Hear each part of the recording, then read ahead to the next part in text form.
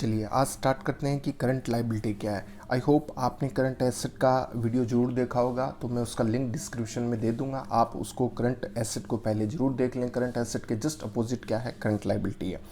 तो यहाँ पर एसेट शल यहाँ पर जैसे कि मैंने बताया कि मैंडेटरी कंडीशन है कंपनी एक्ट में, जब भी किसी कंडीशन के ऊपर आपको ऐसा करना ही पड़ेगा तो वर्ड यूज़ करने के लिए कंपनी एक्ट ने यूज़ कर रखा है शल। अगर आपकी चॉइस देंगे जहाँ पर आपके लिए ऑप्शन होगी, आप देखो तो ठीक है, कंडीशन ना देखो तो भी चलेगा, तो वहाँ पर वर्ड मिलेगा मे।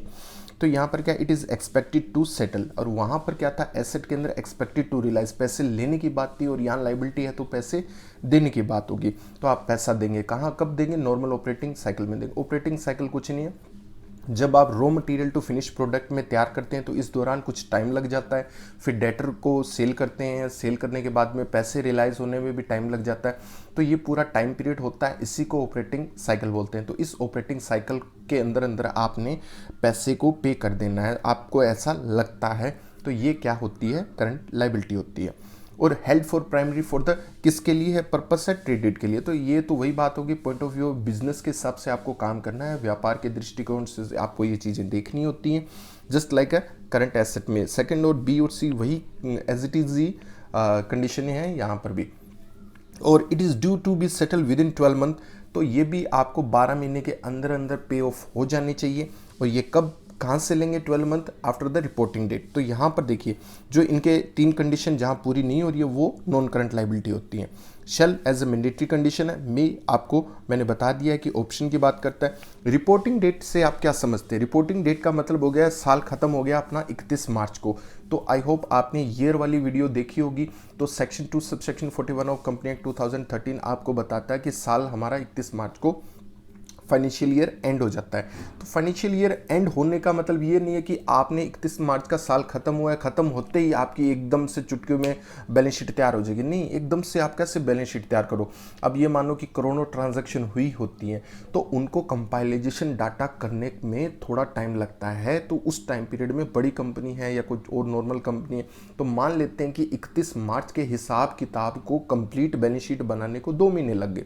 तो 2 महीने जब जाके बाद में साइन किए बोर्ड ऑफ डायरेक्टर ने, तो वहां से अपना रिपोर्टिंग डेट को मानेंगे। मान लेते हैं कि जून को 30 जून को साइन कर दिया उन्होंने कहा हाँ 31 मार्च को लास्ट ईयर वाली बैलेंस शीट हमने बना दी है।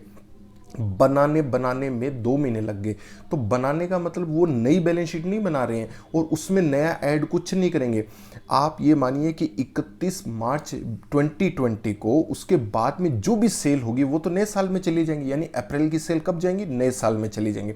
लेकिन 31 मार्च के पुराने जो लेन देन है उसको ये देखते हैं, उसको एडजस्ट करते हैं। और एडजस्ट करने का मतलब ये हो गया कि इसको पूरा का पूरा कंप्लीट करते हैं, ठीक है ना। इसको बनाने का मतलब 31 मार्च की बैलेंस शीट को पूरा का पूरा रिकॉर्ड को ठीक किया, देखा, अच्छे से बैलेंस शीट को तैयार किया। इस तैयार करने में 2 महीने लग गए, और 2 महीने बाद जब साइन किए तो उसको रिपोर्टिंग डेट बोल देते हैं, और वहाँ से हमें 12 मंथ को देखना है। तो आई होप आपको ये समझ में लग गया होगा कि एकदम से बैलेंस शीट तैयार कभी भी नहीं हो सकती 31 मार्च का। जस्ट आप अगले दिन बैलेंस शीट, कोई भी कंपनी, बड़ी बड़ी कंपनियां हैं, एक दिन में नहीं तैयार कर सकती। टाइम पीरियड अच्छा खासा चाहिए। तो उस टाइम पीरियड के बाद में वो साइन करते हैं, वहाँ साइन करने को हम बोल देते हैं रिपोर्टिंग डे। वहाँ से हम 12 मंथ को लेंगे। और उसके बाद में क्या है कि अपनी ITR जाती है। ITR जून जुलाई में भी जाती है, जैसे इंडिविजुअल की है। और अगर किसी कंपनी की बात करते हैं जहाँ ऑडिटेड भी होती है बैलेंस शीट, तो उनमें टाइम पीरियड थोड़ा सा सितंबर तक भी चले जाता है। तो ये टाइम पीरियड हमें और भी मिलता है। तो ये एक अलग बात है। 31 मार्च का लेन देन को कंपाइलेशन को करने के लिए हमें थोड़ा सा टाइम चाहिए। तो इसी को टाइम पीरियड को जब साइन हो जाती है फाइनल, तो उसको बोल देते हैं रिपोर्टिंग डेट। Thanks lot.